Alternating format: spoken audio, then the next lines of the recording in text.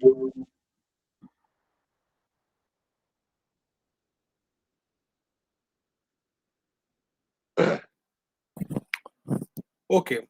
so I'm starting this session, and this is the last session for this course.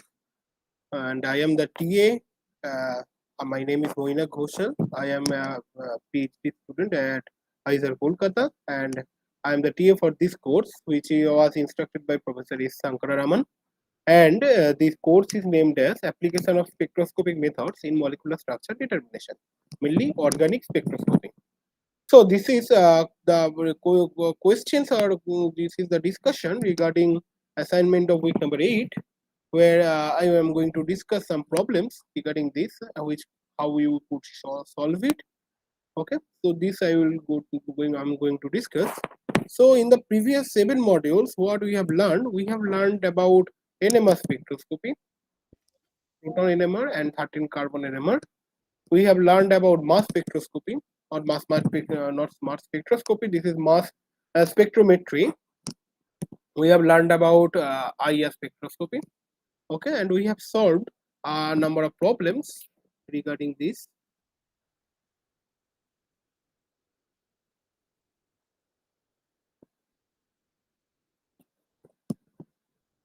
So we have solved a number of problems regarding all these, where the information, structural informations are given, and from that you need to identify which kind of molecule is this, and also you need to write the structures.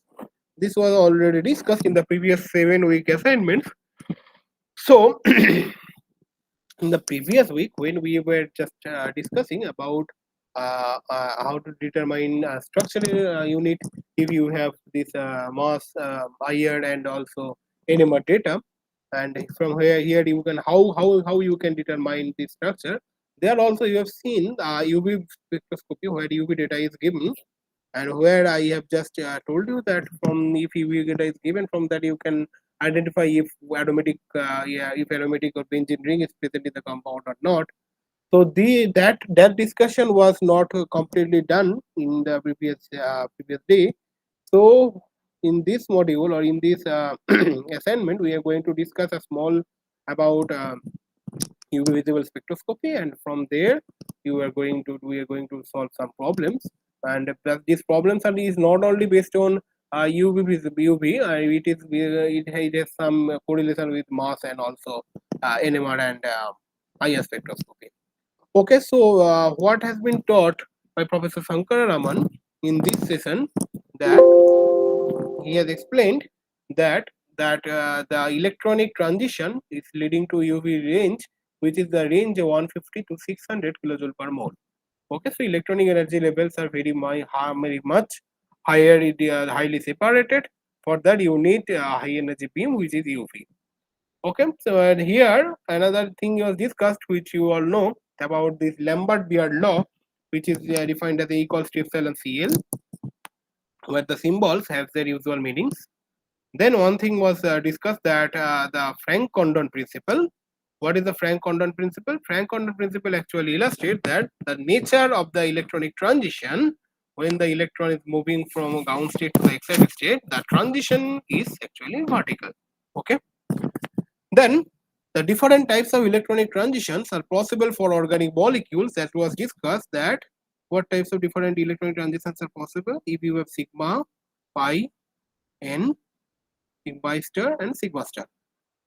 Sigma level, this is pi level, this is n, this is pi star, and this is sigma star. Okay, so which kind of transitions are possible, which is more feasible, that thing was discussed in this module, where you have shown that sigma to sigma star energy.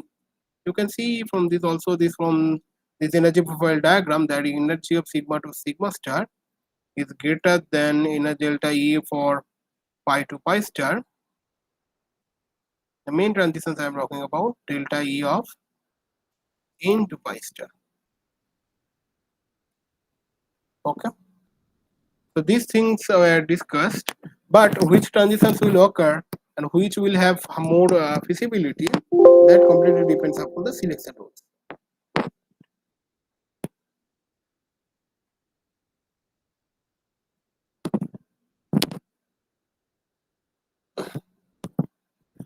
Okay, so that completely depends upon the selection rules.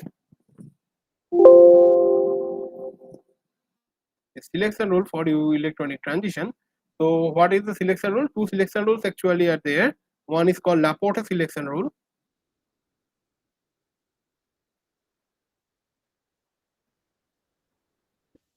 Another is spin selection rule.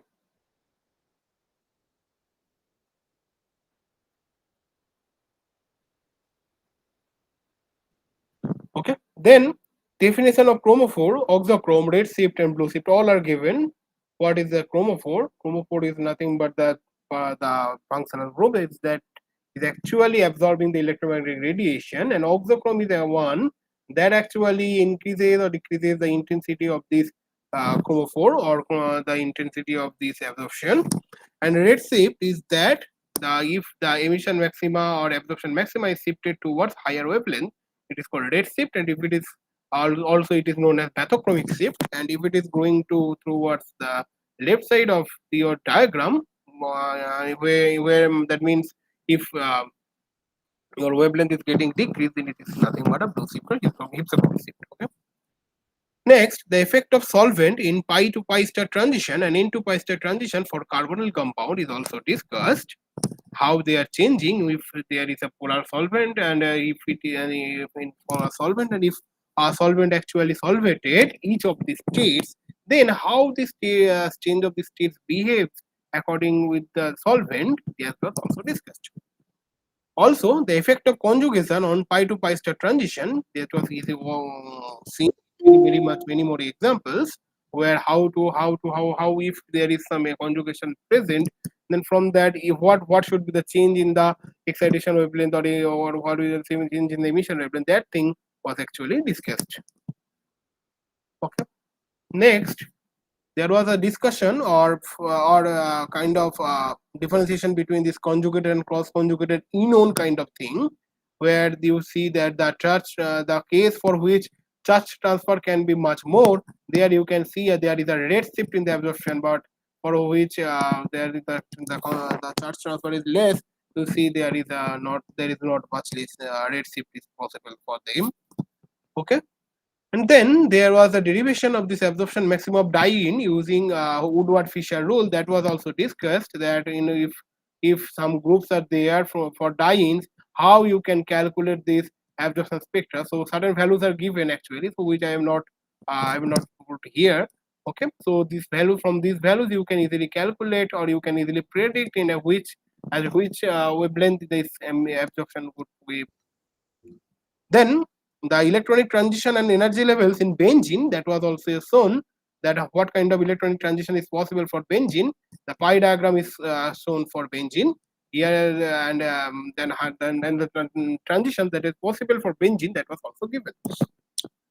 And then the effect of steric hindrance on the absorption maximum of substituted benzene is actually given. The main thing between this conjugated enone and cross conjugated and these 2 points is one, that which, and these 2 points tells you the same story, that in the case for which the charge transfer is much more possible, much more feasible, then you will see a red shift in the absorption spectrum. If there is not the case, you will see less shift or no shift. Then you will see have seen that intramolecular and intermolecular charge transfer are there. What is intermolecular charge transfer? Suppose you have a compound in which you have some donor group and an acceptor group, both is attached to the same molecule. Then the charge transfer is nothing but intramolecular charge transfer. And intermolecular, you have different donor, you have different acceptor, they are forming complex. So this is nothing but intermolecular charge transfer. Also, the reaction kinetics and enzymic kinetics can be measured using UV visible spectroscopy. How, if suppose you have a compound or which actually shows a strong peak in the UV, suppose this compound is actually degraded by in presence of enzyme. Now you just increase the concentration of enzyme, but you will see the degradation of that compound that actually absorbs UV. So from there, with the adding concentration of this enzyme, the degradation of the compound you can easily follow from this UV spectroscopy. So from there you can identify this enzyme kinetics. Also the same way you can also predict what is the reaction kinetics for the reaction. Okay, so these are the applications for UV spectroscopy.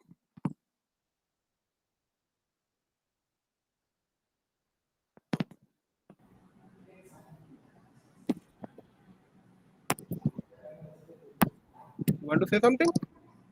Sir, could you explain about the selection rules with some example possibly? Are you aware of these two selection rules? No. No. Okay. Okay. Anybody of you know about these two selection rules? Laporte and spin selection rule?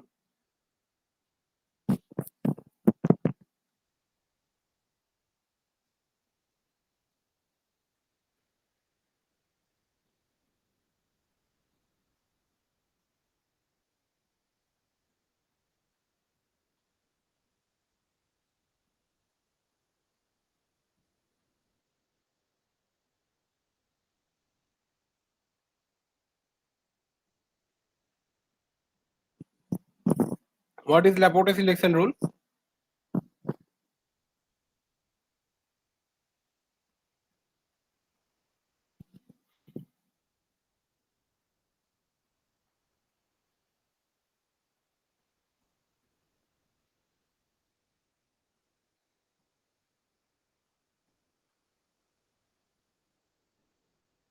What is Laporte selection rule? Anybody knows?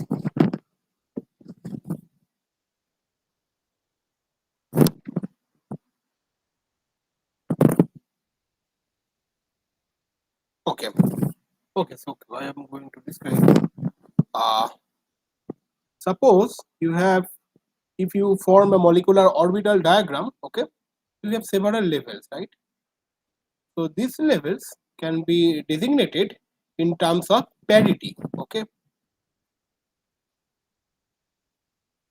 Now, what is parity in detail? If you want to describe me that what is parity? Parity is, you can remember that psi of x, if x is replaced by minus x, these are two possibilities, right? So if the symbol is not changing on form, if x is replaced by minus x, then we will call it is even parity. Okay. Similarly, if this x is changed by minus x and then there will be a negative sign, you will call a odd parity.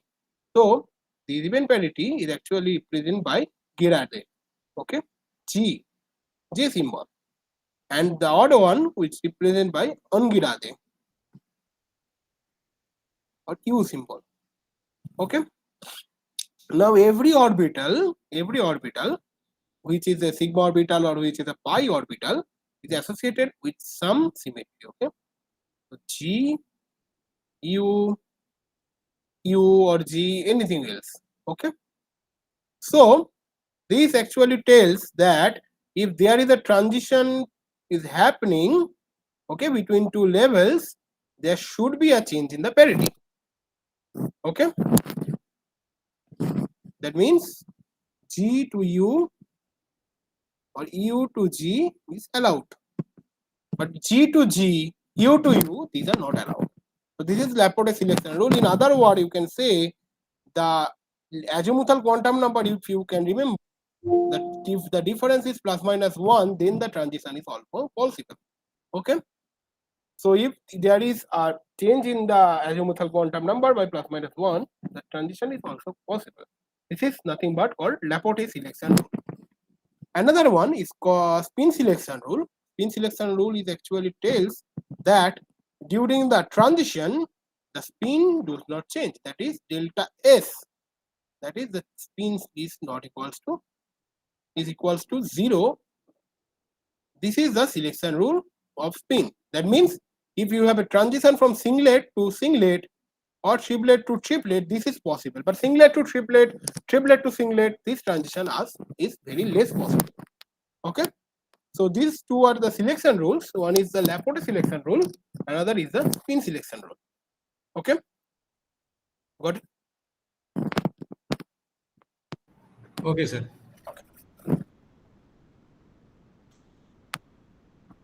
Okay, now I have given you this question that you need to solve what will be the compound that I am talking about here. So here you see a peak at 43, okay, and the NMR spectra of this compound is given here. This is the NMR spectrum where you see a quartet, you will see a triplet, and also here a big singlet. And a distinguishing peak is observed for IR. In the IR, a distinguishing peak is observed here, which is nothing but a 718 centimeter inverse. So anybody have done this?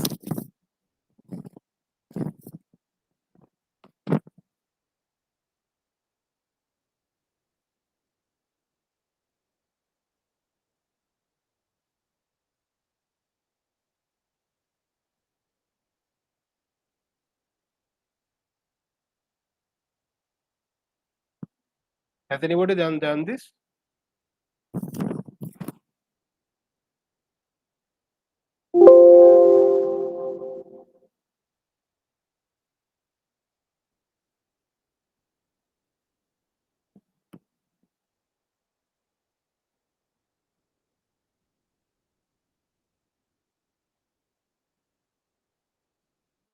No one?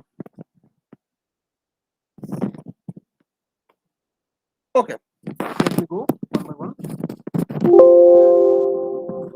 What is the molecular formula? C4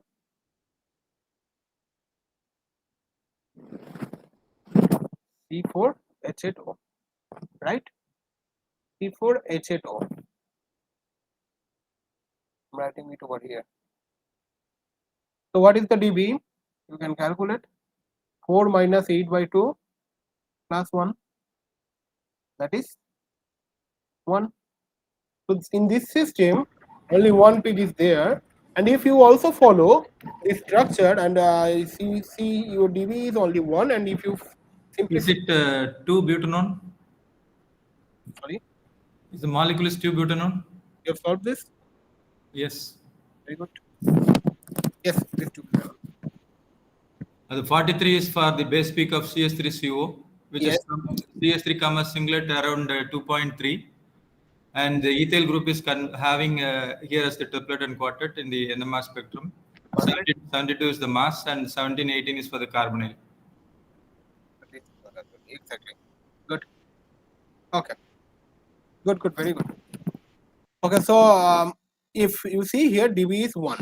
Okay. So one thing you can see here, this is a quartet and a triplet. Okay. So there is an indication that CH2, CH3 kind of thing, what he has told, it is very highly possible. And also there is a chance of this carbonyl of 17-18 centimeter inverse of IS stretching. So this is also possible. Okay. Another thing is remaining that you see a singlet at 2.1 ppm. This is nothing but from ketomethyl group. Okay, you predict that, and then if you solve this, you will see all the fragment that is possible in this case, where you see a peak, a maximum peak at 43, and you see a molecular ion peak which is at 72. Okay, so what is the molecular ion peak at 72? This is the molecular ion peak. So I should write the structure better. Yeah. So molecular, if you just do a fragmentation over here, you will see that you will end up with a fragment like CH3 C double bond O. Okay. So if nitrogen oxygen lone pair pushes here, you will see here this one. So this is nothing but have a mass of 43, which is the main peak or base peak here. Okay. Now if you see in such kind of compound, and you see this molecular formula is actually matching. So this is the compound which is called 2-butanol.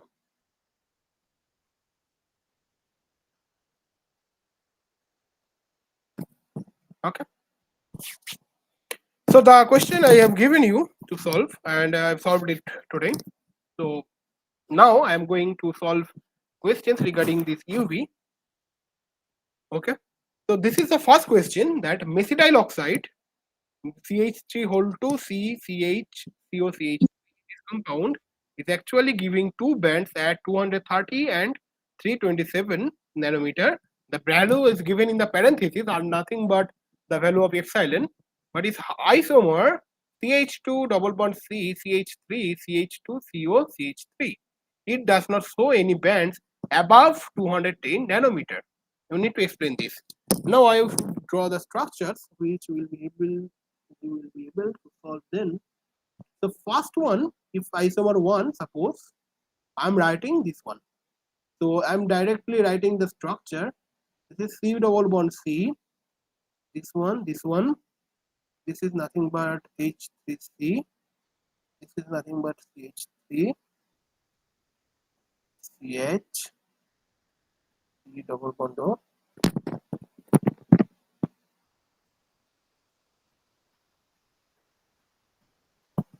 Okay, this is isomer 1. Now I am writing isomer 2.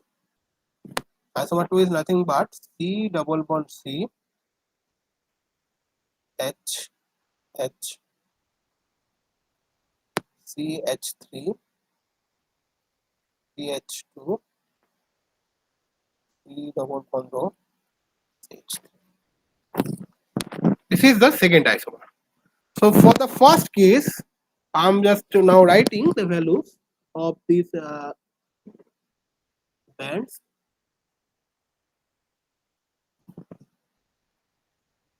So lambda absorption is 230 nanometer, which has a 12 600 600 and 327 nanometer is 98. But here lambda absorbance is less than 200, 210 rather.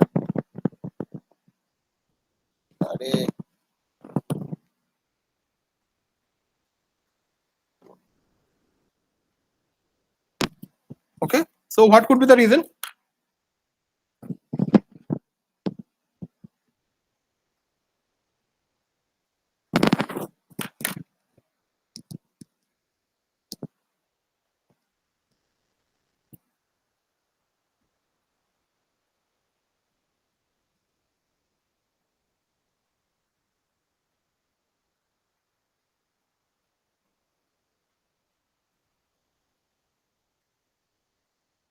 In these two compounds, if you carefully see these two compounds, there is a similarity between these two. There is a distinct difference also, which is observed. Can you identify that?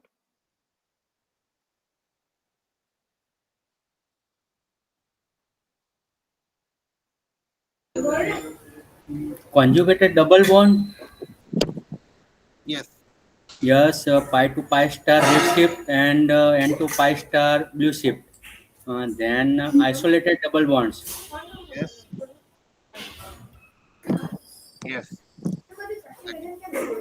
So here you see a double bond of bonded carbon is in conjugation with this CO group. Okay. And in the case where I have shown that for conjugated system, what is possible that you will see a red shift in the pi pi state transition. So first one, this 12,600, this is nothing but pi pi state transition, and this is nothing but n pi state transition.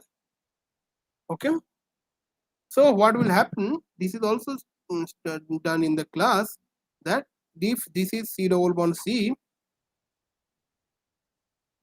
I think it's not visible for everybody.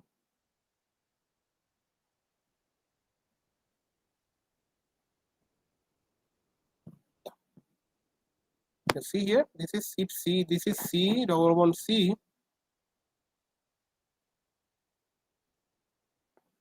So the pi star here, so if pi star, now if you have C double bond O, you will see if carbonyl will be there, C double bond O, little bit of less. N orbital N will be there, non-bonding because of presence of heteroatom, and here these orbital will be higher of energy, pi star. Okay, so this is the orbital diagram for CO. Now you know the overlap of these orbitals. If they are very close energy and if they are in conjugation, they will interact. They will interact here.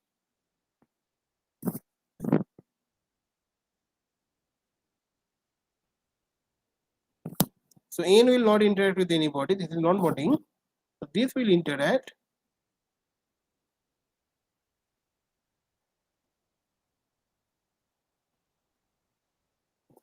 Okay. So now if I am naming it psi 1, this is psi 2, this is psi 3, this is psi 4, this is psi 5. What you will see? This is the new one. Okay. This is now your pi to pi star transition. This is your n to pi star transition. Now, when you have them in the conjugation, what you will see a change in the n to pi star and pi to pi star transition, and you will see here that this pi to pi star transition, which was initially this one, now becoming this one, right? So what will happen if we name it A, I name it B, we'll see that delta E for A will be greater than delta E of B. And since you know this energy has inverse relation with lambda, so lambda of A will be greater than lambda of B. Okay. So what is the take home message here? Since lambda A greater than lambda B, okay, or in conversely I write lambda B less than lambda A, that means what is B? B is the difference between pi and pi star level when there is conjugation. Okay, you can see here, if there is conjugation, these two orbitals will overlap and there will be the formation of this or the overlap, and this will be the new shifted pi to pi star transition. And this transition, if there is, it is named as B, then you see this lambda B will be less than lambda 1. That means if you do conjugation or if your system is in conjugation, you will see there is a rate shift in the absorption.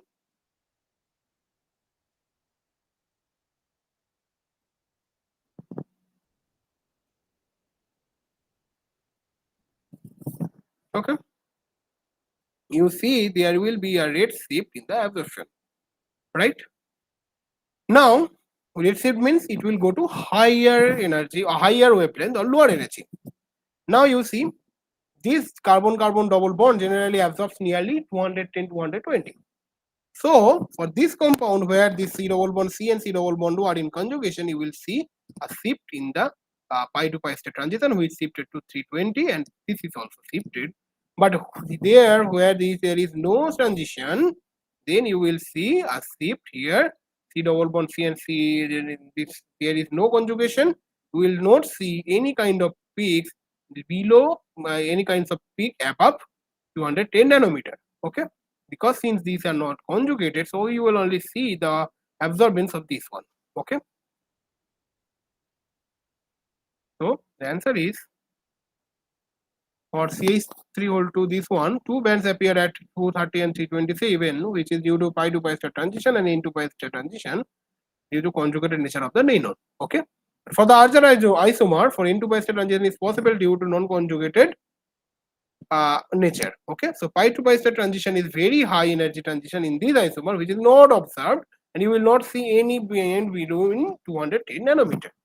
Okay, so this is the reason. So the main point or the main thing that you address in this question is the conjugation that is present in the molecule, and this is present in the first isomer, but this is not present in the second one. Okay.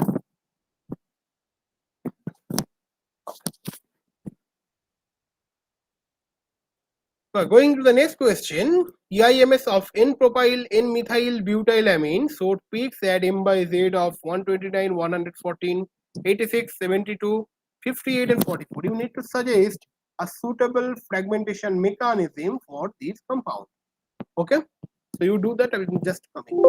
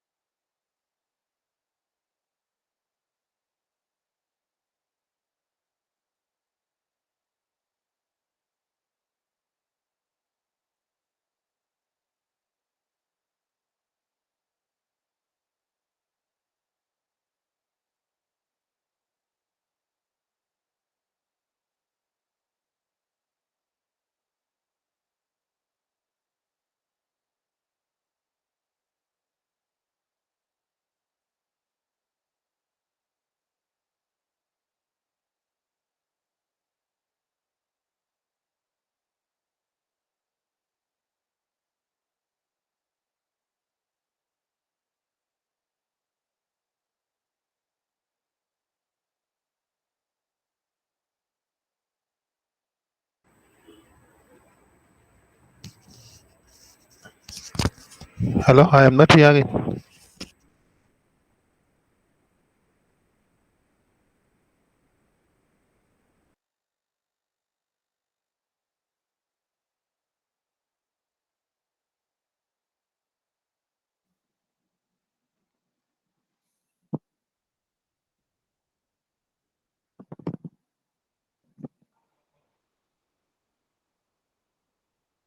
Yeah.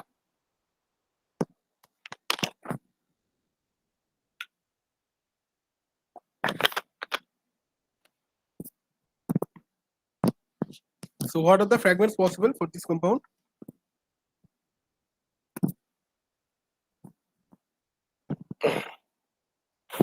You just need to make a suitable mechanism, and you have given the molecular weights with which the fragments will come. Okay.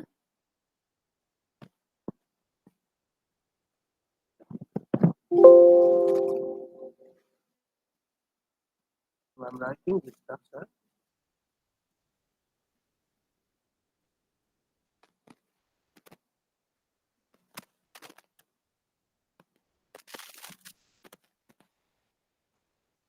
Okay. So you see if it is the molecular ion peak or not, and then you will understand that what is happening in the system. So just count it. Methyl is nothing but 15. You know, this is 15, 15. So 60. This is CH2, CH2, CH2. 3 CH2 and CH2 stands for, so 60 plus 3 CH2, CH2 stands for 14. So 14 plus into 3, 6 is 42. Okay, plus this one is CH, which is nothing but 13, right? And then nitrogen is nothing but 14. You just add these up. This is 27, 27, which is 129. Okay. So you see a peak at m by z of 129, which is the molecular ion peak. Okay. So nitrogen's lone pair, well, it will lose one electron. Okay. If here is lone pair, it will lose one electron, and positive charge will be generated here. Now, so the ion which is mainly possible for here,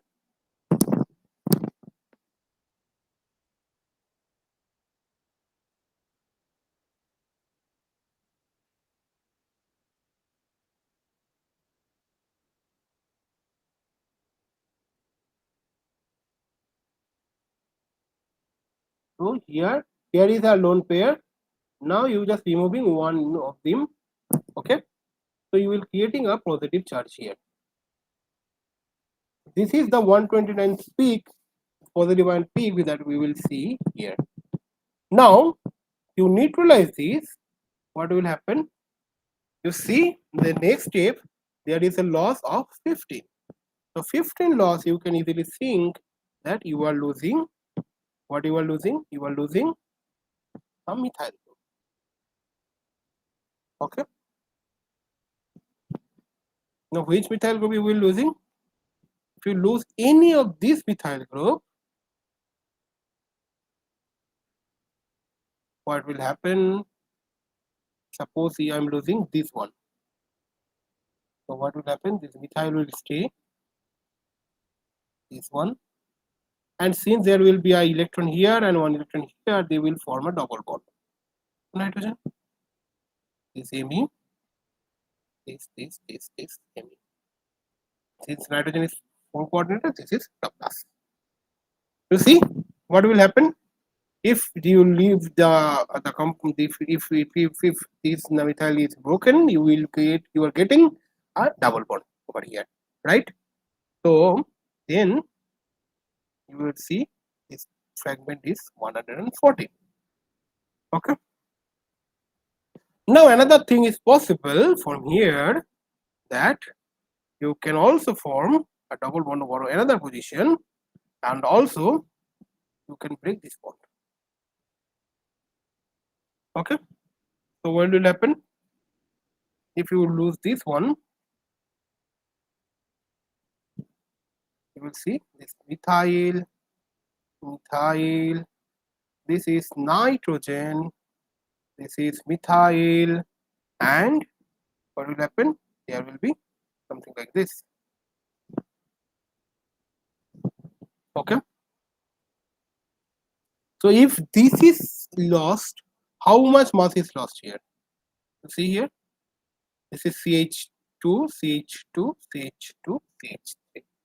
14 into 3, 42, 15, 57. Okay. So if 57 is there,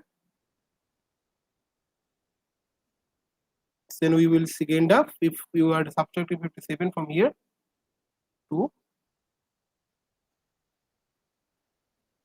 72. Okay, you see here is a peak at 72. Okay, one thing is missing, that 86 peak. So the way you are forming the double bond is nothing, it's very easy. The way you are forming double bond here, you can form also double bond here if you have just breaking this bond. So you will end up with this one. Okay, you just similarly can form this double bond over here, and you will see that this one is nothing but your 86 peak. Okay, so I'm not discuss that. Now I am mainly interested in 72, 58, and 44. So this is, you see, a peak at 72. Okay, now what will happen? They will actually, if one is hydrogen is there, suppose one hydrogen is there, so nitrogen will be of two, just only two valency. Okay, so it will try to take one more hydrogen here. So it will happen that,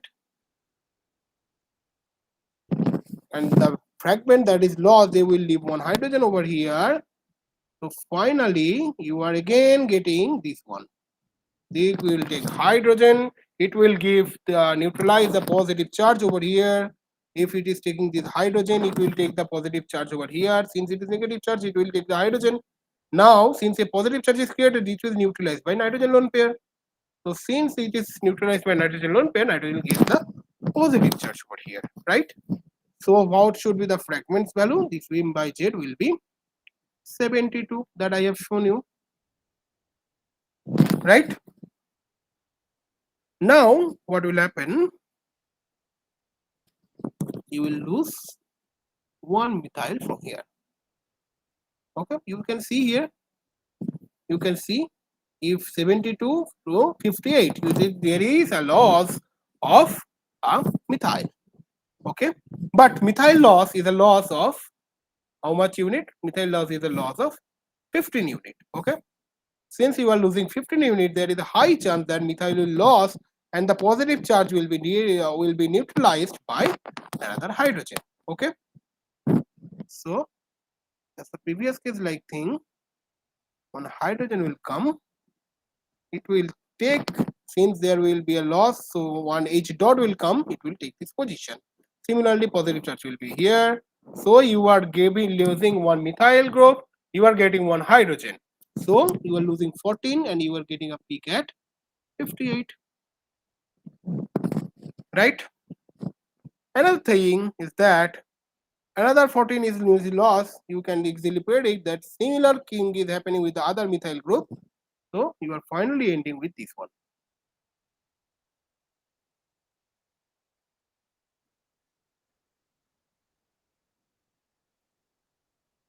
Okay, similar positive charge here, and you can see this m by z is how much? 44. Similarly, you are losing 15 and you are getting 1. So you are just losing 14. So these are the fragments. If I just give you names, all fragments possible for this compound. Okay, so this is 1. Suppose I'm naming it 1. This is the molecular ion 2. This is the 3.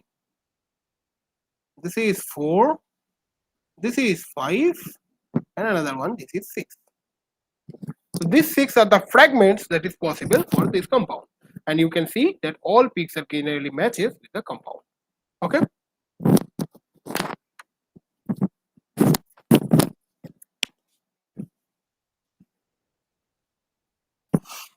Okay. Now next question comes acrolein. those two bands at 210 nanometer and 315 nanometer. Assign these bands. What is acrolein? H2.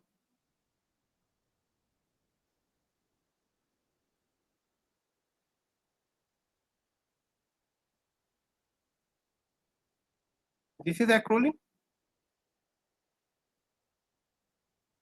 Is it a conjugated ion or not? Yes.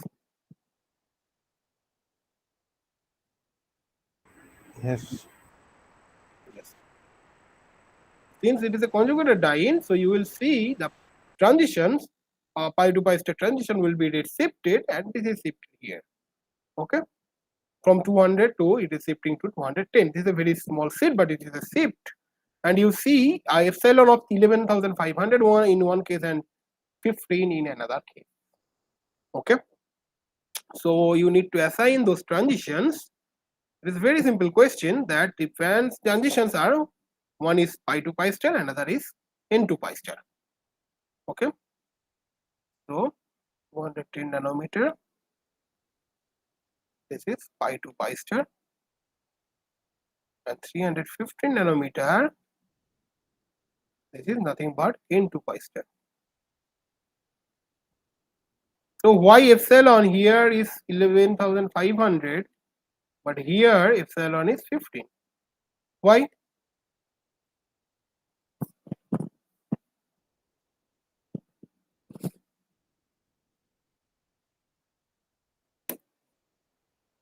Why?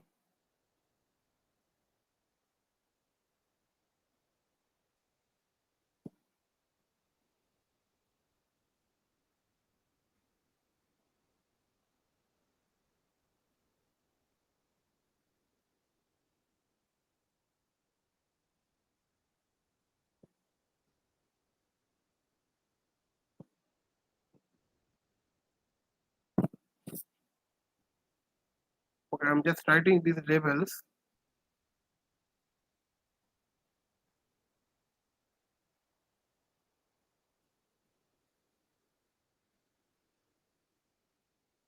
Okay, so this is the levels after overlap. Okay,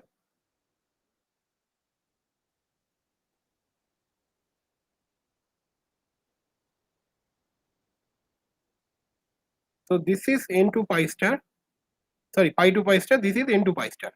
So you can easily see if this is 210 nanometer, so lambda for pi to pi star will be lower than lambda for n to pi star. Why? Because the energy difference is higher for pi to pi star, so lambda will be lower.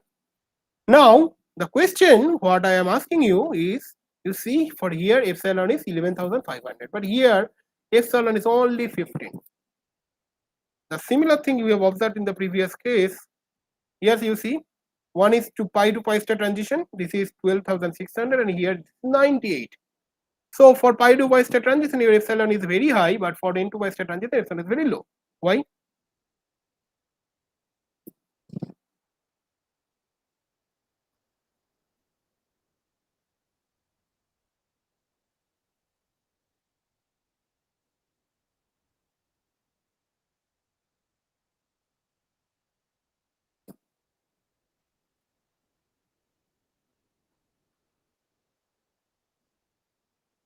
Why?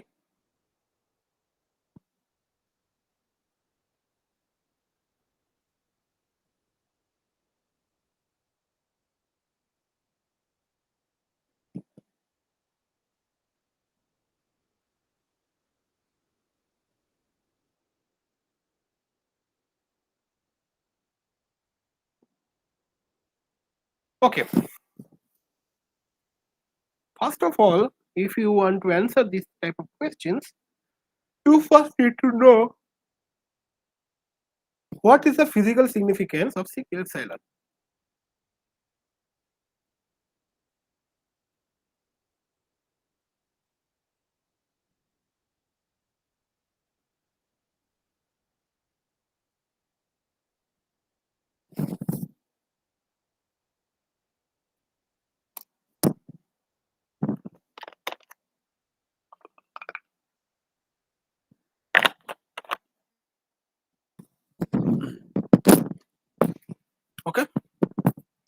So first you need to know this one, the physical significance of epsilon.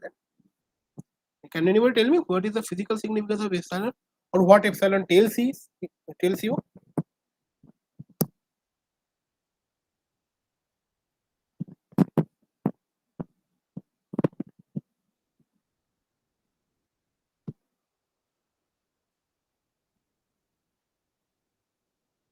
No.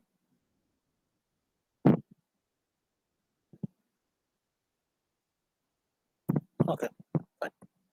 So epsilon, which is also known as molar extinction coefficient, is an indication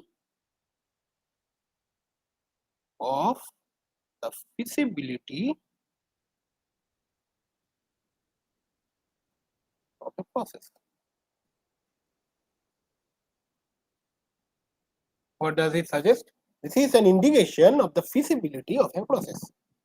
Suppose you are having a higher epsilon, which indicates highly feasible process.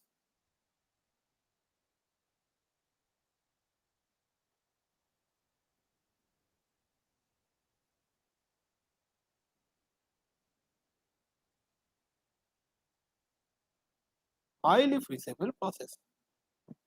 So here you now see this 11,500 and 15, these two values you can see from here. If it is has higher epsilon, that means it is a highly feasible process. So which in turn indicate that the transition from pi to pi star level is highly feasible transition, right?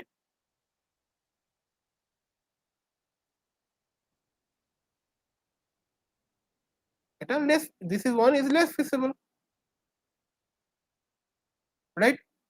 So you see here pi to pi star transition is highly feasible, whereas n to pi star transition is less feasible. Now just you am going back to the give your answer, where you will be you own will be able to answer this, that I am repeating again that physical significance of this epsilon is an indication of feasibility of a process. Higher in the epsilon, higher is the feasibility of the process, right? Epsilon is mainly related with the absorption, which in turn also indicates that higher the epsilon, higher is the probability or feasibility of absorption, right? Now in these two, among these two, pi to pi star and n to pi star, you see high feasibility of high epsilon.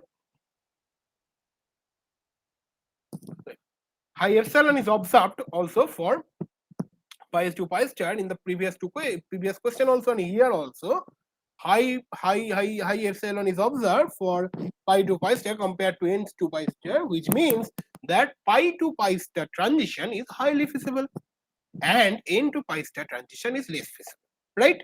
Up to this point you all are clear, right? Now feasibility of a process. Here absorption you are talking about, so here the process is transition. The feasibility of a process, this depends upon which one, which thing? This actually depends upon the main thing is selection rule.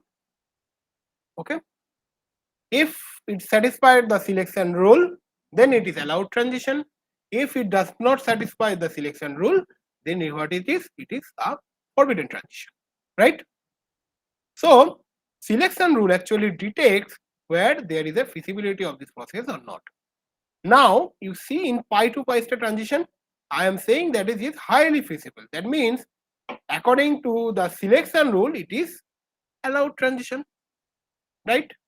Highly feasible means it is allowed transition because feasibility depends upon the selection rule. Similarly, n to pi star transition is less feasible, which means it is forbidden transition.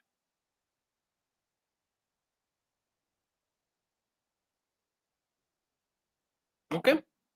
Now, if you are aware of this pi and sigma orbital, the symmetry, you will know that if sigma is of G symmetry, then sigma star will be of U symmetry. Similarly, pi is of G symmetry, then pi star is of U symmetry. So pi to pi star transition, but this non-bonding one is not is devoid of any kind of symmetry. Similarly, so pi, if suppose pi is of G symmetry, pi star will be must be U symmetry.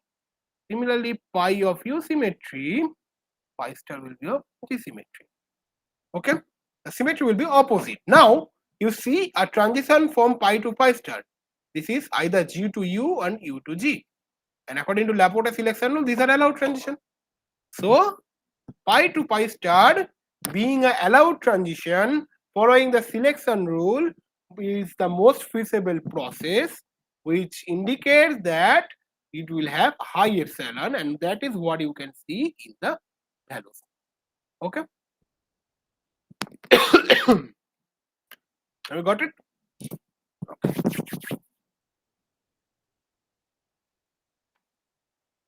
Okay. Coming to the next question, we need to match the IR carbonyl stretching frequency given on the left with the structures on the right. Okay. Okay. So first thing first, you don't need to look, or you did not need to mug up all the numbers given here. Okay, since these are given quantitatively, but just looking at the structures and arrange them in the proper order qualitatively, you can easily predict which one will be the highest or which one will be the lowest and what will be the order. Okay, so first thing first, I am not looking at which one will have the higher value of this carbonyl stretching. I am actually interested that which of these four compounds will have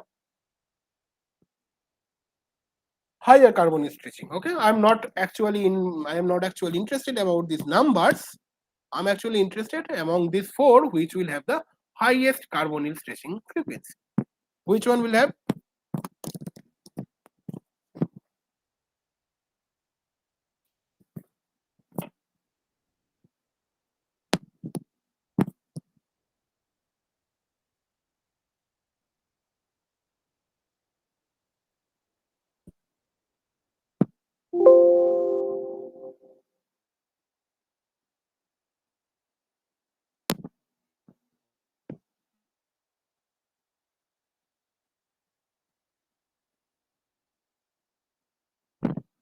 Which one will have higher one?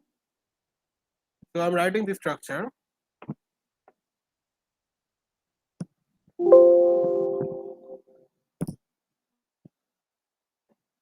So this structure is clearly written, but I'm just now writing these three ring compound. Okay.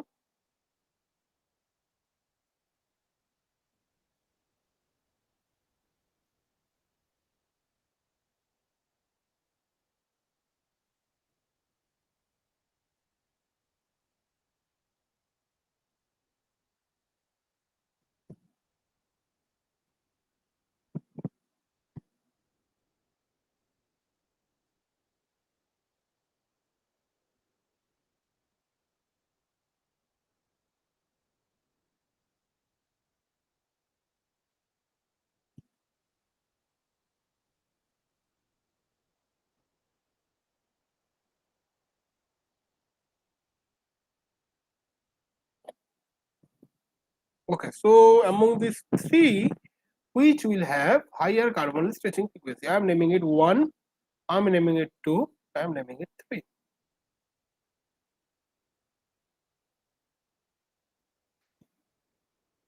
Which will have higher carbonyl stretching frequency?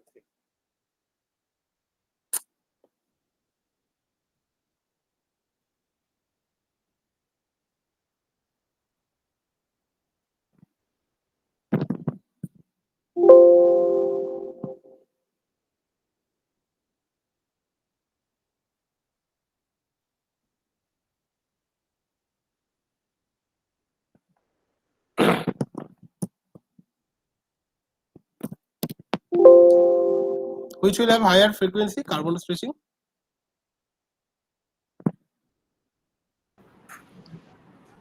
The 4 carbon chain, 3 carbon with oxygen chain. This one, 4-member tree, right? Yeah. Why? Yeah. So what will be the order? Carbonyl stretching.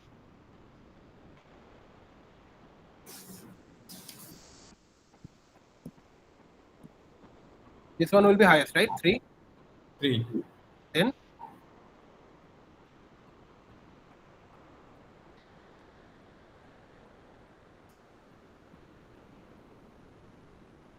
2.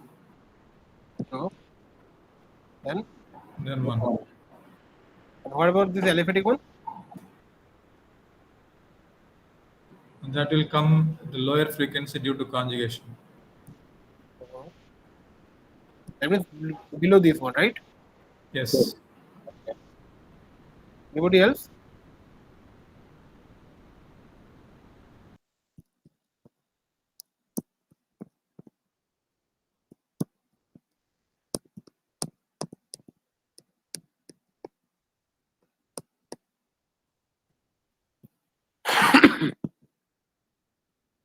Yes. Okay. So the thing I have discussed that if you decrease the size, okay.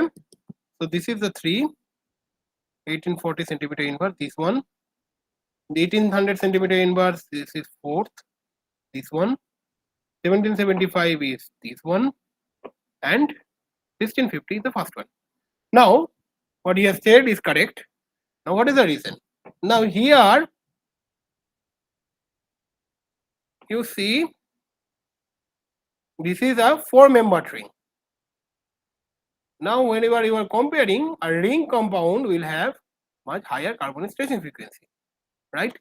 So here it is a 5-member ring, and I also discussed that if you decrease the size of the ring, more S character will be there, and hence you will see a higher value of this carbon stretching. That's what you can see in a ring, right? Now, among these 1 and 2, why 2 is higher than 1? Why?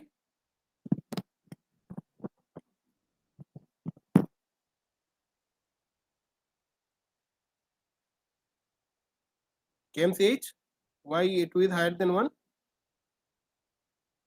So what is the question? Why this 2, you have told this one, na? Yeah. Yeah, why 2 is higher than 1?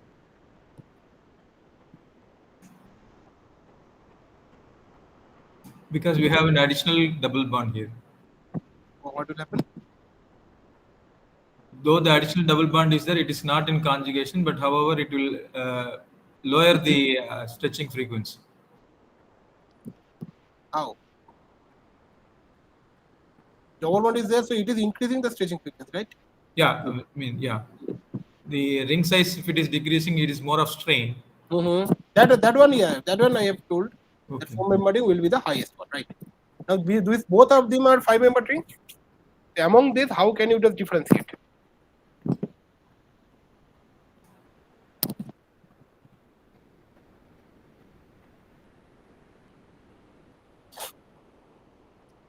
Okay, so this oxygen lone pair, here it is involved with this oxygen, right? Also, and here it is also involved with this one, right? Yeah, It's a very high chance. fine. Here in this case, another chance is that this lone pair is also involved with this one.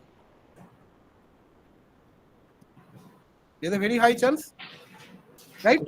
Yeah. So the availability of the lone pair,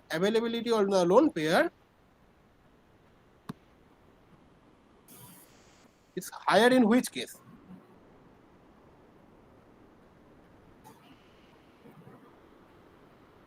To conjugation with this one, this carbonyl, ability of lone pair of oxygen to conjugate with carbonyl is higher in which case? The one on the right hand side. Right? Yeah. So here conjugate with carbonyl higher in this case. Yes. So if more oxygen lone pair is involved in this conjugation, so what will happen with the carbonyl stretching frequency? Will decrease more, Yes. right? Yeah. So in this case, it is very much decreasing. But here, this lone pair on oxygen is actually involved with this double bond. So it is very less available with the carbonyl. So carbonyl will retain most of its double bond character. Since it will retain most of its double bond character, it will have higher stretching frequency. That's what you are seeing here. Now you got this point? Okay. Okay. But I just want to have a clarification. This is only a question of matching the frequency with the structure. Should we have to give all these details of explanation in the answers? Yes. Why you are choosing this one is higher, this one is lower? Then you have. But the question they didn't ask about the reasoning. They asked only to match. But if how much marks was given for this question? 2 marks. 2 marks.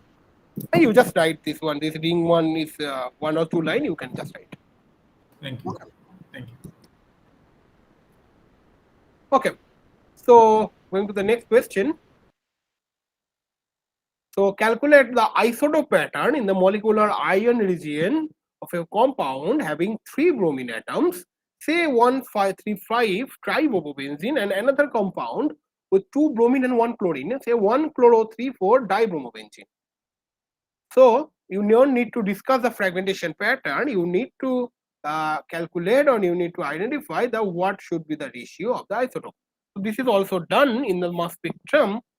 So the compounds are here.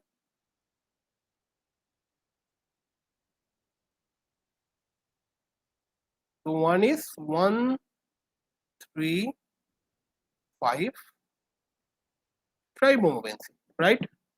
Another is 1-chloro 3,4 dimobenzene. Okay. So you need to identify the isotopic pattern that it will follow. Can you answer this one? For this, what should be the ratio of these peaks? Suppose for M, there will be a molecular ion peak. For 1 bromine, it's 2, M plus 4, and 3 bromine is for there. So how many is possible? M plus 6, all these peaks are possible, right? So what will be the ratio of these peaks?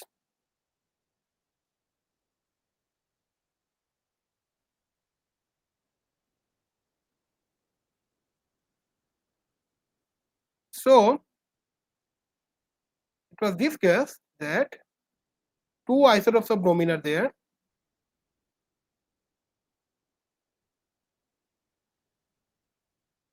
They have a ratio of 1:1. 2 isotopes of chlorine is also there. They also follow another ratio of 3:1. Right? Now, if 79 Br, this abundance I can write in terms of A, and 81 Br I can write in terms of B. You see, here we discussed the formula that A plus B whole to the power n will be the intensity of the peaks that you will see if A and B are this one, and n is the number of atoms of Br. So A plus B whole to the power n is the formula for if 3 bromines or 4 bromines, or if n number of bromines are present, and if I know that isotopes A, if of 79 Br is A, and if the abundance of isotope 81 Br is B, so the ratio you can follow using this relation A plus B whole to the power n kind of thing, right? So you see what will be the ratio here? A plus B whole to the power 3, because 3 bromines are here. Now I'm not writing this formula. So what A plus B whole cube is the ratio if A cube plus 3A square B, AB square plus B cube, right? So 1, 3, 3, 1. Now since A is 1 and B is 1, you see the ratio of 1:1 for these 2 isotopes of bromine, you will see the ratio is 1:1 plus 3:1:1 plus 3:1:1, or 1 square plus 1 plus 1 plus 1 square plus 1. So you will see the ratio 1:3:3:1, right? So this is the ratio 1:3:3:1. Okay. So this is for the case for 3 bromine atom present.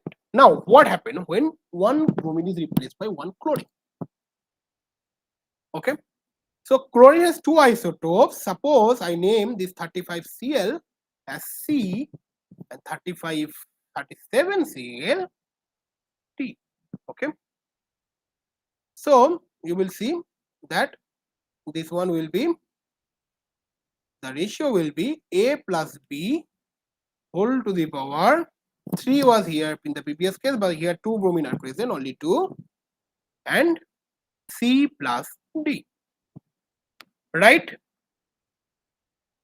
So the same logic is followed here, but only one bromine is present, so you are replacing this A plus B whole square in case of in P plus B whole cube, and also since one chlorine is present, you are just writing this C plus D, right?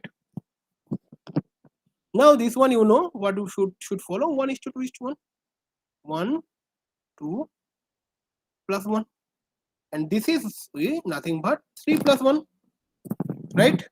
Now you just multiply. First one will be 3, second one will be 6, 3 into 2 6, this one will be 3, this one will be multiplied with each of them 1 2 1. You just write like this. If 3 is multiplied with this one, 1 3 6 3, 1 is multiplied with this one, 1 2 1, you just add up them. So here this is 3, okay,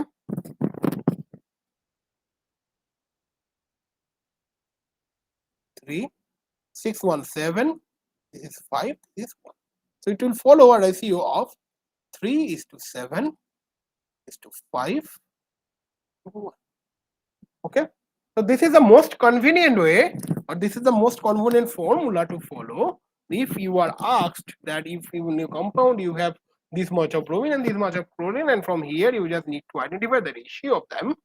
So this is the most convenient way to follow. Other a big way is you just use 35Cl 79Br 79Br, then 35Cl 79Br 81Br, and this will be a huge kind of work that will be very much hard work for you also. So this is a positive scheme. So the answer is, for compound with 3 bromine atoms, intensity ratio is A plus B whole cube. The ratio is 1:3:3:1, but when one bromine is replaced by chlorine, the ratio is 1 A plus B whole square into C plus D, and which will follow this ratio 3:7:5:1. Okay.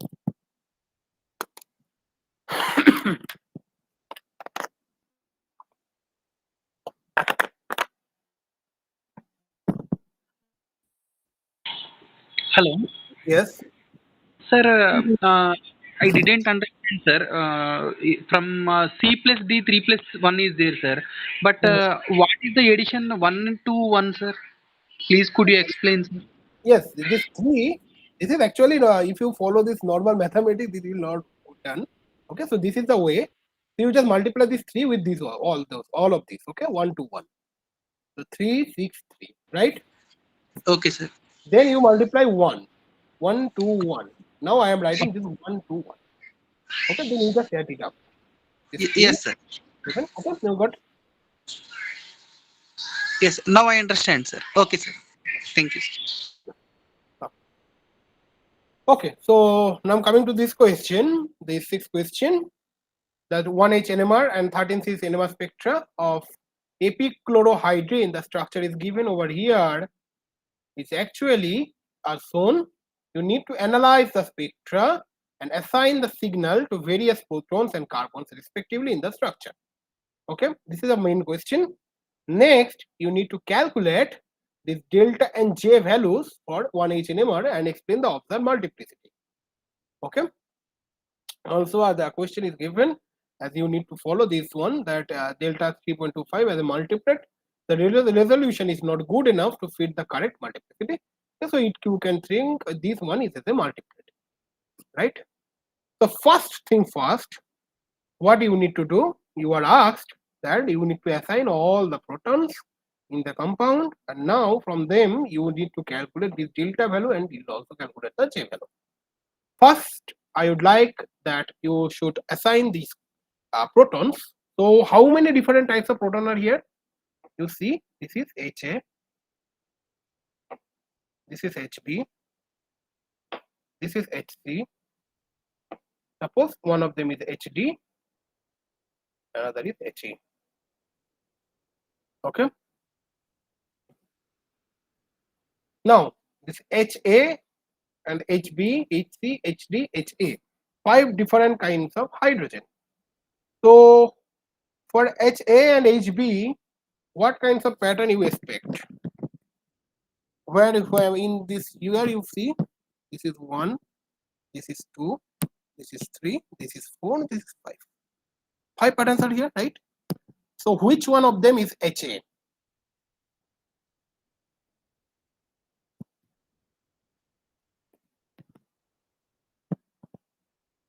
What should be the pattern? You just first think what should be the pattern. From pattern you will be able to identify. HA will be, it will couple with this one, doublet, again with this one, this will be doublet of doublet, right? So HA will be doublet of doublet, right?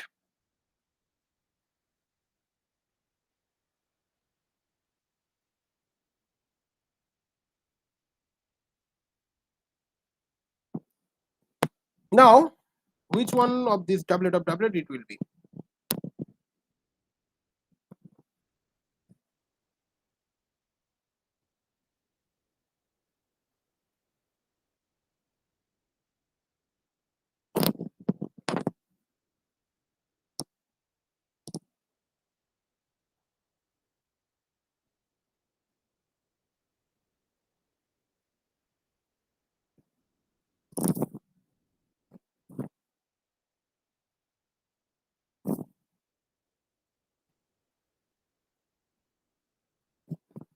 Okay, so H1 will be doublet of doublet. What about HB?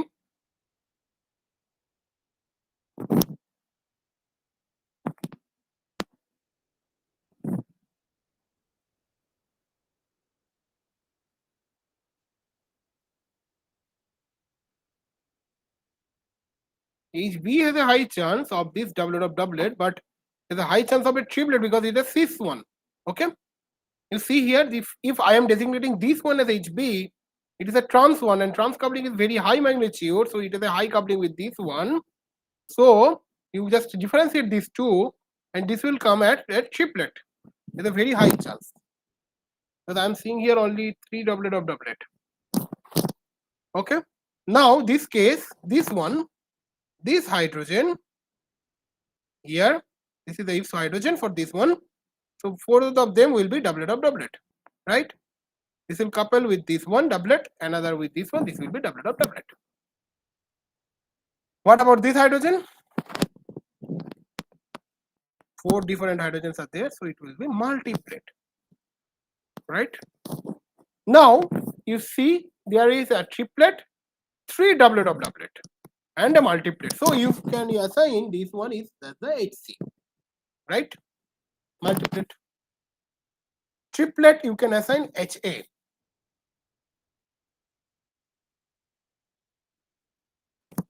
Similarly, this HB is which one? This one.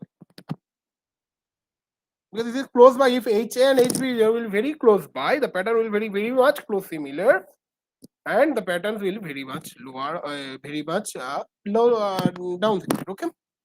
And here you see this HE, HD, and HE, since they are attached to a chlorine atom, and also directly they are attached to an oxygen atom, so they will be highly dishilted. And here you will see, since these two protons are diastereotopic protons, you will see AB quartet kind of structure. So doublet of doublet, they will follow a AB quartet kind of pattern. Here you can see. Okay. So these are the peaks for this hydrogen that is present in the molecule. Okay. Now from here you need to calculate the coupling constant and J value. Okay. So it's better that I do one of for you, and then you will be able to calculate, because this assignment I will share. So from there you will be able to calculate. So for here, if you name it for this AB quartet, I am this just interested. So here you see, what is this? This is, if 18.1.07, if I name it new 1, I name it new 2, I name it new 3, and I name it new 4. We will see this new 4 minus new 3. The formula for delta, if you forgot, you can check. This formula was new 4 minus new 1 into new 3 minus new 2. This whole one will be under root over, right? Just you follow this one. You just name this one is new 1, this one is new 2, this one is new 3, new 4. So you follow this one, you will get a delta, right? This value will give some value. Now from there, if you, what you need to do, from there you can take the value of average of new 2 plus new 3 by 2. These 2 and 3, they will be separated. New 2 plus new 3 by 2. So new delta is equals to new 2 plus new 3 by 2. The average value will get, and from there, if one will be plus delta lambda delta by 2, another will be minus delta delta by 2. Okay, so new A and new B we will get, and from there you will get the coupling constant. So new will be, you will get here, and for coupling constant calculation, you just do this one. Okay, you just follow this path, you just follow this equation, you will end up with some value which is delta delta, and this delta will be given by new 2 plus new 3 by 2, and from there you just half the value of this delta, so add positively and add negatively, and then you will take the value of this half, and you will see the value of this coupling constant. So you just do it. I am just again coming.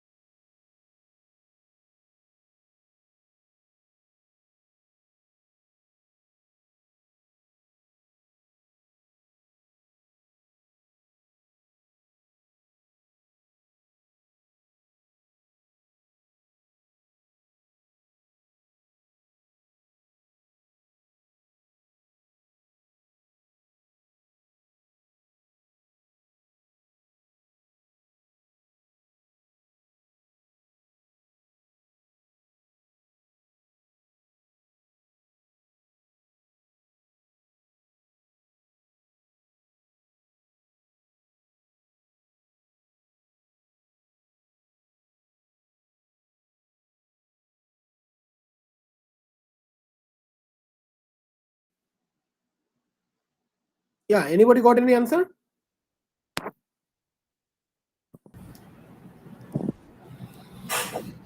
The first one, delta square root of 4 minus 1 into 3 minus 2. Mm-hmm.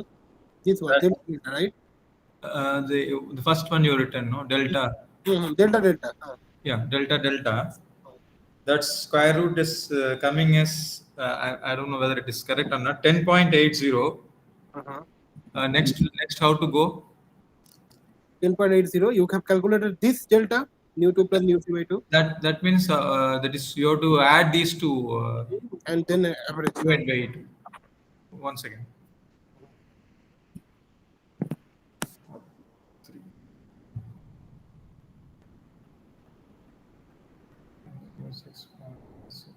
6.63. 18.317.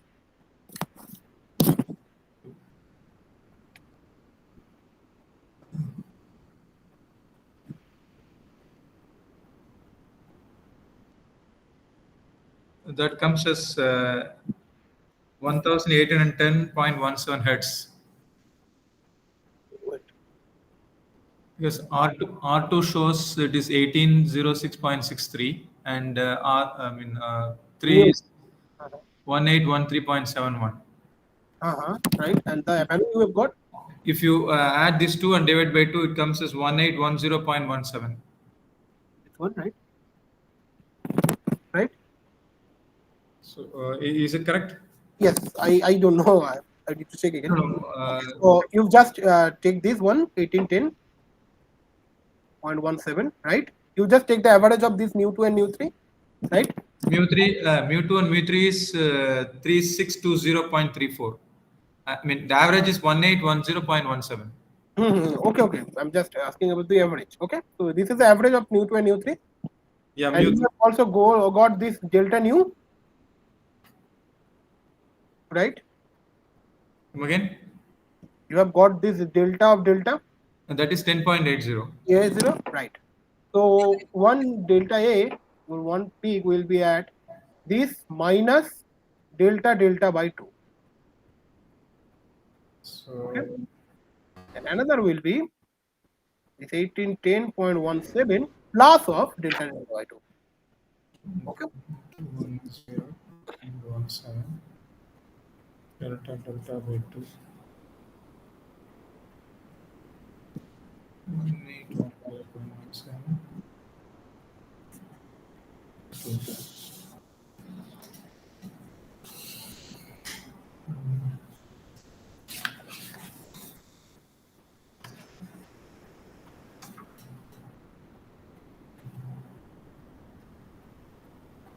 Yeah, you have correctly calculated this one. 18.17.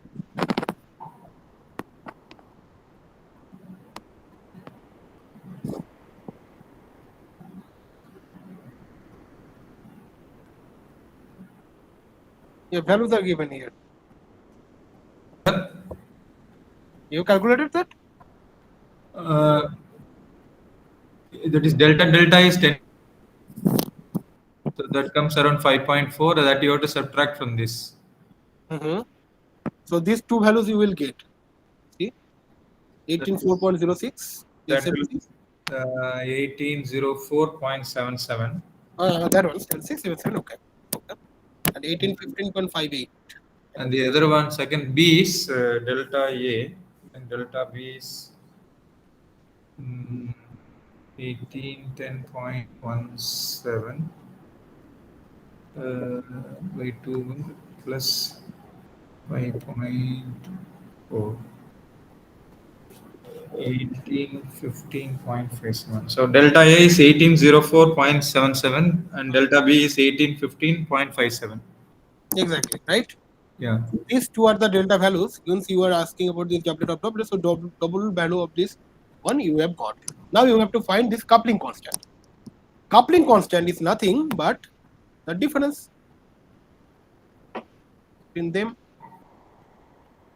Okay, so you just take the difference nu 4 minus nu 3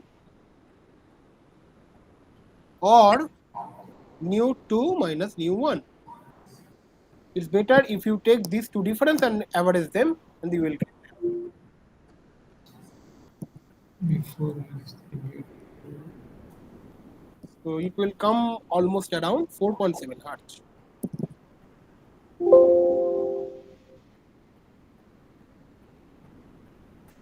Can you repeat, please?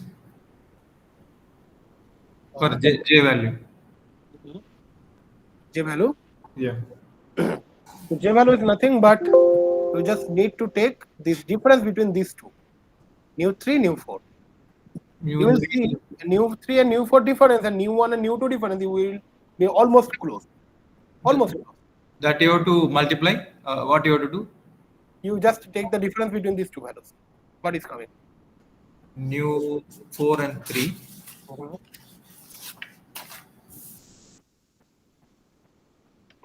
4 and 3. 1, 8, 1, 8, 5, 3, 5 minus 1, 8, 1, 3, minus 7, 1, and 6, 4.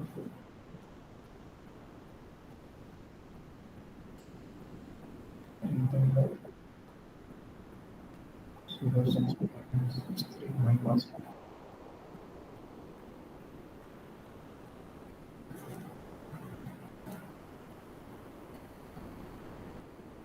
The difference between mu 4 and 3 is 4.64.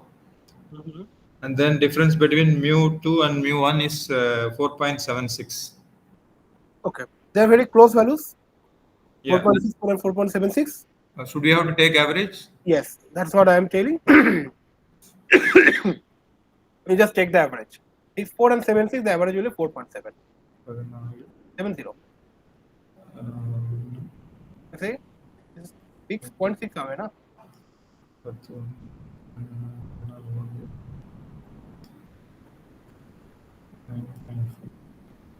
It's 4.7, correct? Correct? Yeah. So this will be your coupling constant. But similarly, we have to calculate for the rest of the. Yes. Similar way, you need to calculate. It is you just name nu 1, nu 2, nu 3, nu 4. Okay. Similar way, you just follow this process. You just get delta nu, and from there, how to calculate this coupling constant that I have elaborated with you. Now, one thing I should tell you that for this triplet case, okay. So what will be the value of this delta? You will have only one delta value, right? Okay. Only one delta value will be there. So which one will be this one, the middle one? So that is a delta value. That is the delta value. 1:2:1 value. Why you are calculating here two delta values? Because this is doublet of doublet, right? So and also they are showing AB quartet kind of pattern. So you are just calculating this delta A and delta B.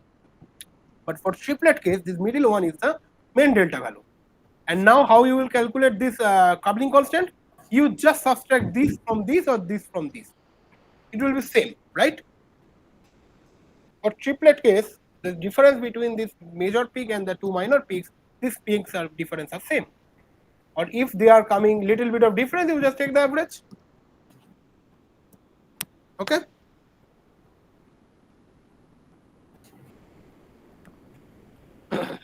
Okay, you just do this all this answer I have given. You just check all this that the answer will be coming like this or not. Okay.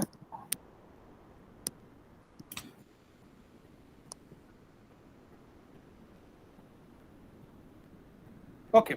No, I have a. Can you go back to that? I have a question. In fact, the delta values usually comes in terms of parts per million, which is in the range of 0 to 14. But here we are showing these values as in hertz. In hertz, it is coming as 4 digit. Yeah, how to convert it? Because usually delta value comes from 0 to 14 in proton and NMR. That for that you need to convert. Okay. So you need, it is actually converted to hertz value using this frequency of the NMR. Fine. The value what is given in these peaks are only hertz, correct? Yes, it is given in hertz. So can we give our answers in hertz only for calculating delta value? Yes, the hertz and ppm they are just convertible. You just convert using this frequency of the NMR instrument. Okay. Okay, So the coupling constant is generally given in terms of hertz, so they are very low value in terms of ppm. Okay. Okay, thank you. Okay. Okay, coming to this question, this is already done, I think. The following equilibrium reaction is double bond shifting isomerization. You need to predict the proton's NMR pattern one would observe for this methylene proton under slow and fast equilibrium condition. So this is the one isomer, this is the second isomer. So among these two, you were asked that at low temperature, also at high temperature. So in those two temperature, how we will see the change in the peaks of NMR? Is there any change of NMR or will be the same?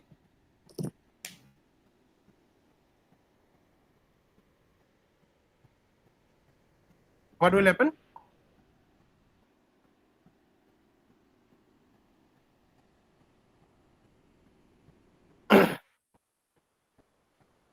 Here the question, the answer is given in the question for the methylene proton under slow, that is low temperature and fast equilibrium condition.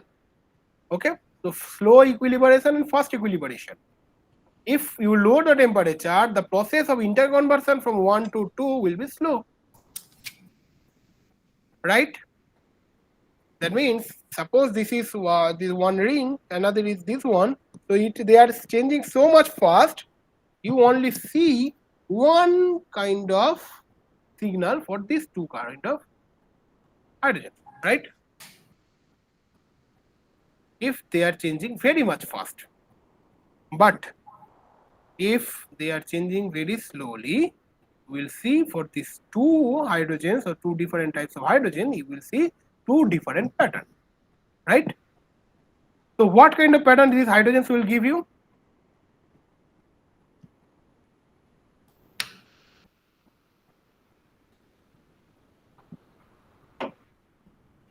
What is the nature of these hydrogens?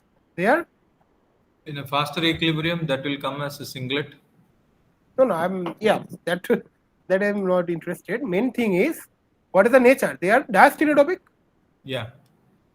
So diastereotopic hydrogens will give what kind of nature of peak?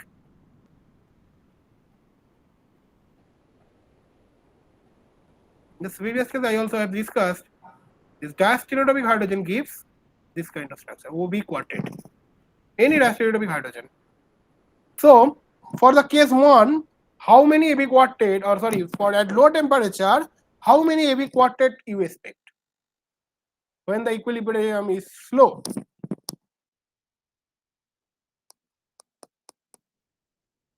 So 1 AB quartet for this one, right? Another AB quartet for this one, because they both are indistinguishable at low temperature, because the ring movement is very slow. So you will see two AB quartet pattern, right? And at high temperature, what you will see? Since these are very much interchangeable, they are very much changing this equilibrium. So what we'll see? You will only see you cannot differentiate between these two, this one and this one, right? So you will see only one AB quartet.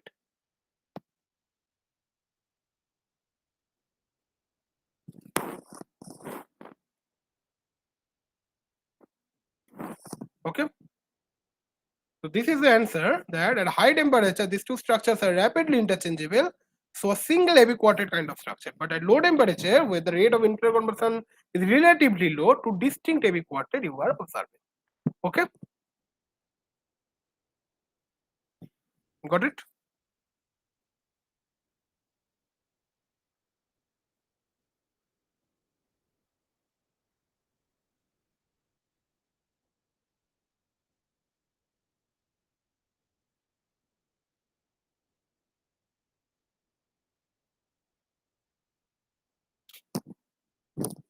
Okay. So at low temperature, what is happening that you are seeing two AB quartet. Okay, this here it is the double bond.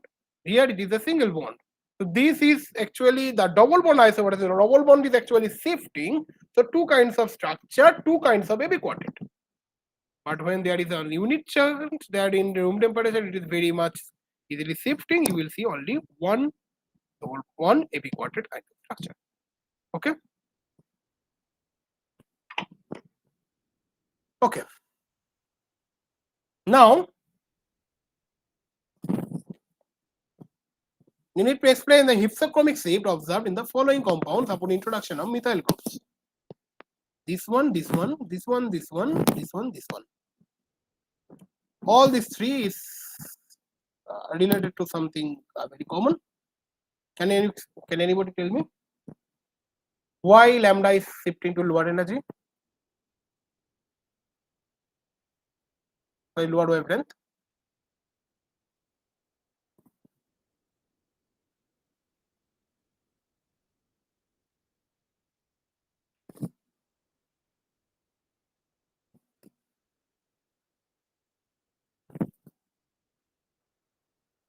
Can anybody tell me?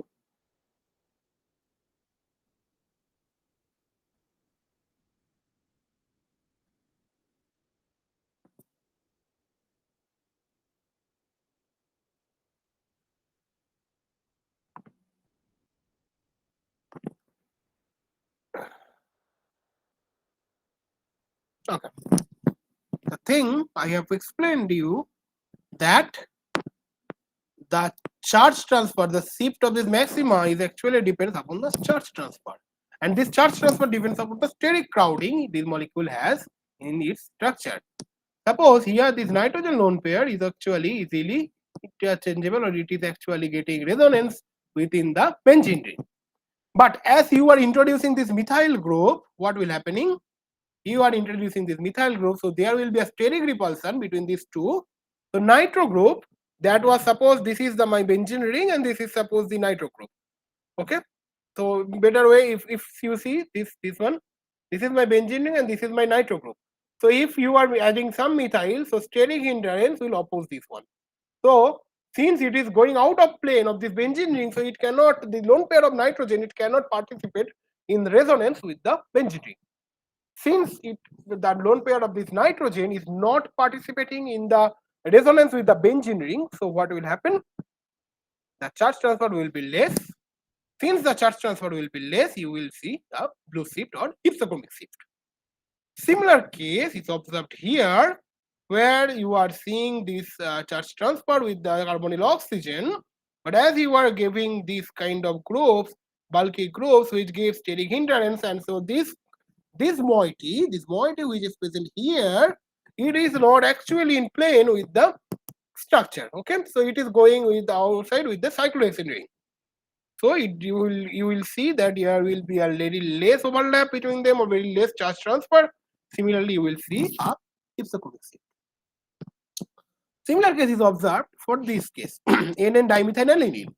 If you are adding some methyl, so this steric crowding, this N in this nitrogen lone pair is not be able to participate more with the benzene ring. So you will see again a hypsochromic shift.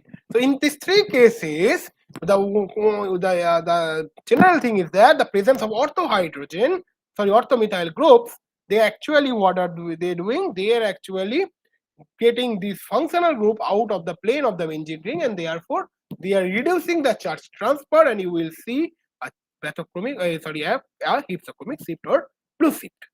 Okay, so this is the answer, that in these all three cases, the introduction of a methyl group at the ortho position of the functional groups was a steric hindrance. That's what I've told you. Hence, the functional group occupies out of plane of the benzene ring, which hinders the delocalization of electron from the benzene ring to the functional group of oxochromes, requiring more energy for it to pi star transition. Hence, lambda magnitude will decrease.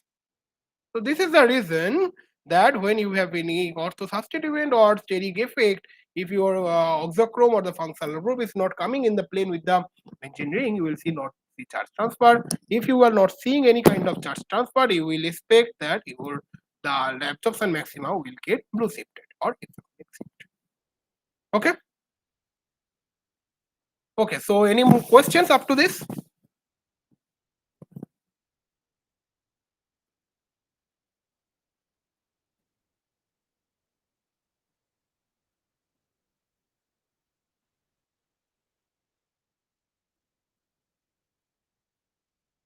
Okay.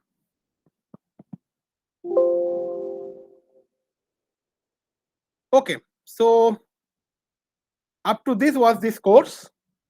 I've explained this NMR, NMR, mass, IR, and UV spectroscopy today, and we have solved a lot of problems regarding that, which will be helpful for you to in future detect any kind of compound if you are given from which, if you are given this mass data, if you are given NMR data, if you are given this IR spectra and UV data, from there how you can get easily then what kind of molecule is this.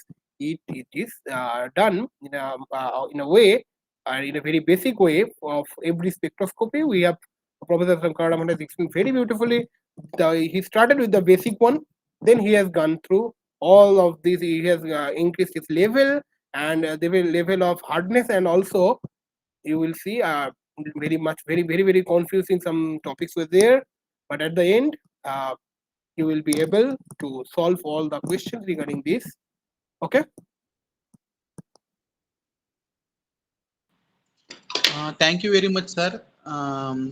Your support is very help to solve the problems, sir. Okay, that's my Thank pleasure. you, sir. But we observed your explanation is in a very easy manner and in a very technical manner, sir. It helps easily to understand very critical problem in a simple way. Thanks for your support, sir. My pleasure. Thank you.